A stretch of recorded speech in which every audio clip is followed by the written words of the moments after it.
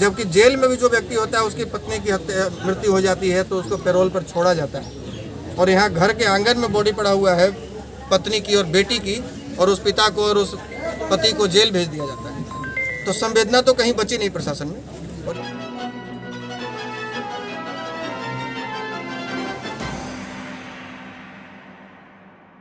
राष्ट्रीय जनता पार्टी जिंदाबाद जिंदाबाद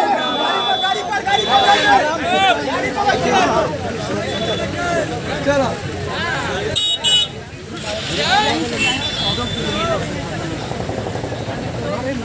मनीष बाबू बढ़िया के है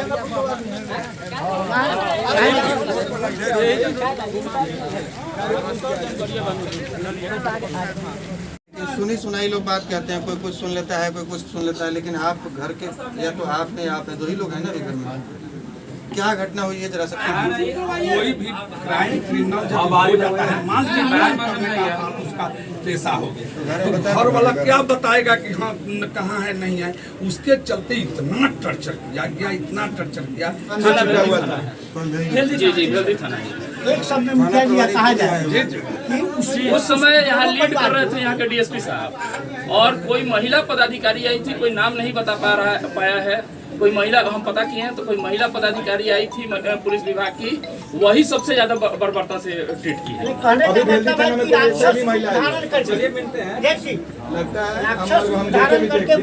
नहीं और सर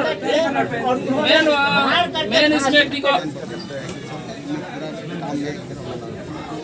प्रशासन अपने बचने के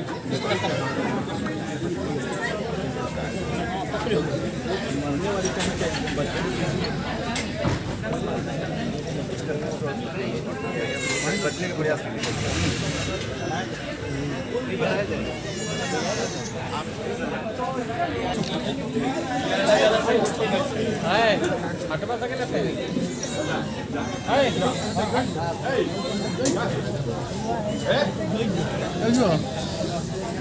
लाइट चालू करतो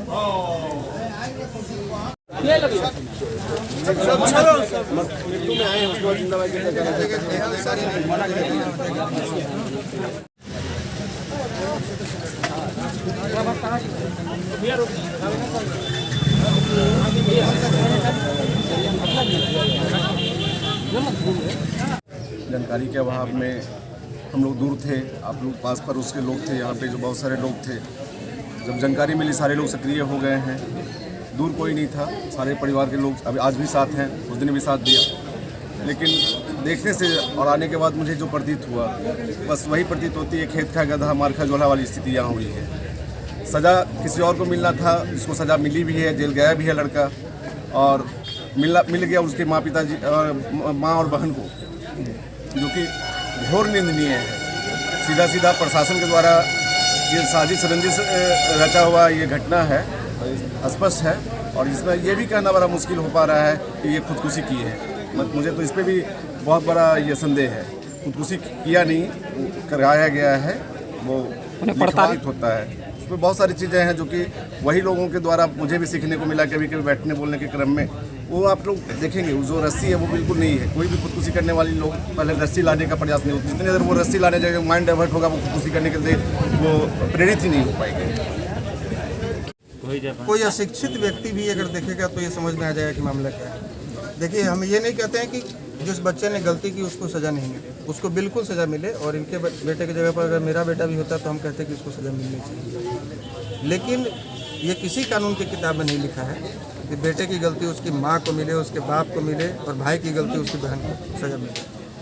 तो ये जो तस्वीर देखने से, फांसी की तस्वीर या डेड बॉडी देखने से जो पता चलता है, उसके नाखून पर जो खून के धब्बे हैं, शरीर के अलग अलग हिस्सों में जो चोट के निशान हैं, इससे यह प्रतीत होता है कि बहुत बेरहमी से उनकी पिटाई की गई है। उनको मानसिक और शारीरिक रूप से प्रताड़ित किया गया है प्रशासन के द्वारा, और उस प्रताड़ना से तंग आकर इन्होंने अपनी आत्महत्या की है, या हत्या करके इनको आत्महत्या शो करने का प्रयास किया गया। ये कहीं भी स्पष्ट नहीं है, चूँकि किसी ने देखा नहीं।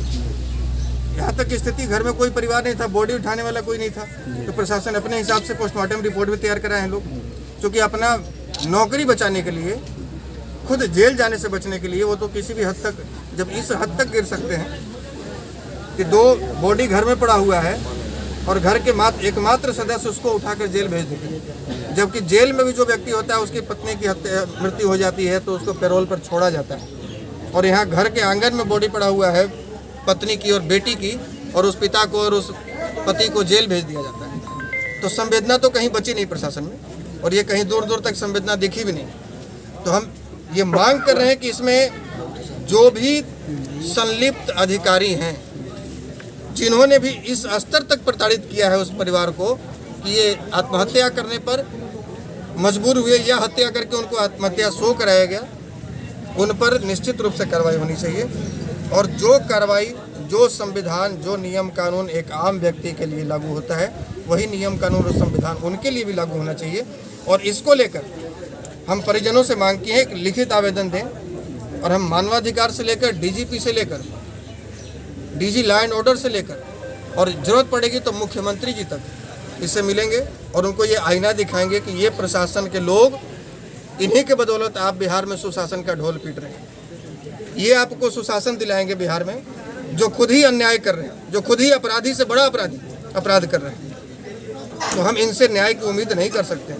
तो अलग अलग जांच एजेंसियां इसीलिए बनाई गई है कि यदि आपको स्थानीय थाना से, स्थानीय प्रशासन से विश्वास उठ गया है तो दूसरे न्यायिक व्यवस्था पे जाकर आप उनसे न्याय की उम्मीद लगा सकते हैं। क्या उनके पिता को रिहा कर पाया? आर्म्स एक्ट के तहत उनको जेल भेज दिया गया है। अगर जेल नहीं भेजा गया होता तो हम लोग आंदोलन करते। अब ये मामला न्याय का है, न्यायालय का मामला है, और न्यायालय में जो प्रक्रिया है, हमें लगता है कि उस प्रक्रिया से न्यायालय से इनको गुजरना ही पड़ेगा, क्योंकि जेल से बाहर लाने की अधिकार तो हमारे पास नहीं है, नहीं उनको बेल देने का अधिकार है।